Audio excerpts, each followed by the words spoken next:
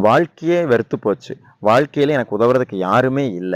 நான் நிர்கதியா நிக்கிறேன். எனக்கு எந்த வழியுமே தெரியலையே! அப்படின்னு ஒரு இக்கட்டான நிலையில நீங்க நிக்கும் பொழுது, எந்த தப்பான முடிவும் எடுத்துறாதீங்க. உங்களை அந்த இக்கட்டுகளிலிருந்து, அந்த பிரச்சனைகளிலிருந்து காப்பாற்றுவதற்கு ஒருவன் இருக்கிறான். அப்படிங்கிறத நீங்க முதல்ல ஞாபகம் வச்சுக்கங்க. அவன் யார் தெரியுமா?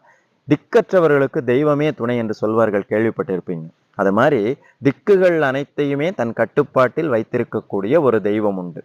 அவன் வேறு யாரும் அல்ல. முருகப்பெருமான் தான். நீங்க உயிர குடுத்து கத்துறேன்னு சொல்லுவாங்க இல்லையா? அது மாரி அப்படி ஒரு இக்கட்டான சூழ்நிலை வரும்பொழுது, "முருகா! உன்னை இல்லாம என்னை யாரு காப்பாத்துவா? என்ன காப்பாத்த வா முருகா!" அப்படின்னு மட்டும் கூப்பிட்டு பாருங்க. ஏதோ ஒரு வடிவத்துல வந்து உங்க பிரச்சனைய கண்டிப்பா தீர்த்து வைப்பான். யாமிருக்க பயமேன்னு வந்து உங்க முன்னாடி நிற்பான். ஒன்றை மட்டும் மறந்துடாதீங்க. காப்பாற்றியது வேறு வடிவமாக இருக்கலாம். ஆனால் காப்பாற்றியவன் அந்த கந்தசாமிங்கிறத மட்டும் மறந்துடாதீங்க. முருகன் இருக்க பயம்